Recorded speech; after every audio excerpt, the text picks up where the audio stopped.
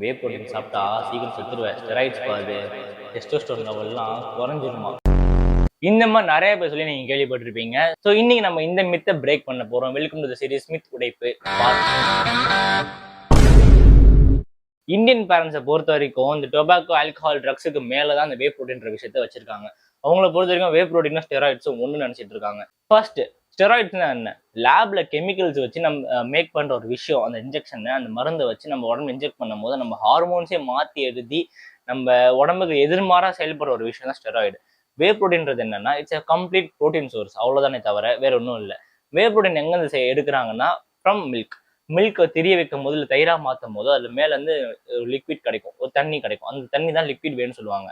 அந்த தண்ணியை ப்ராசஸ் பண்ணி ஃபிளேவர்ஸ் ஆட் பண்ணதுக்கு அப்புறம் தான் பவுடர் ஃபார்ம்ல நம்மளுக்கு வே புரோட்டீனா கிடைக்குது. அது எது கண்டுபிடிச்சாங்கன்னா, சராசரி ஒரு மனுஷன் வந்து அவன் எத்தனை கிலோ இருக்கானோ அத்தனை கிராம்ஸ் ஆஃப் ப்ரோட்டீன் ஒரு நாள் கம்பல்சரி சாப்பிட்டே ஆகணும் to lead A healthy life.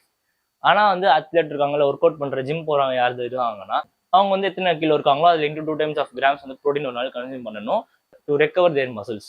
So அவங்களாம் என்ன பண்ணுவாங்கன்னா, டெய்லி சிக்கன், எக் இந்த மாதிரி ப்ரோட்டீன் சோர்ஸ் நிறைய சாப்பிடுவாங்க.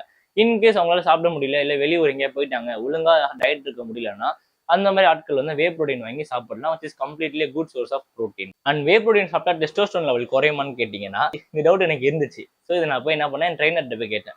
அவர் என்ன சொன்னார்னா, தம்பி நான் வே புரோட்டீன் 12 வருஷமா சாப்பிட்றேன்ப்பா, எனக்கு கல்யாணம் ஆகி 6 வருஷம் ஆகுது, எனக்கு 2 பசங்க இருக்காங்க.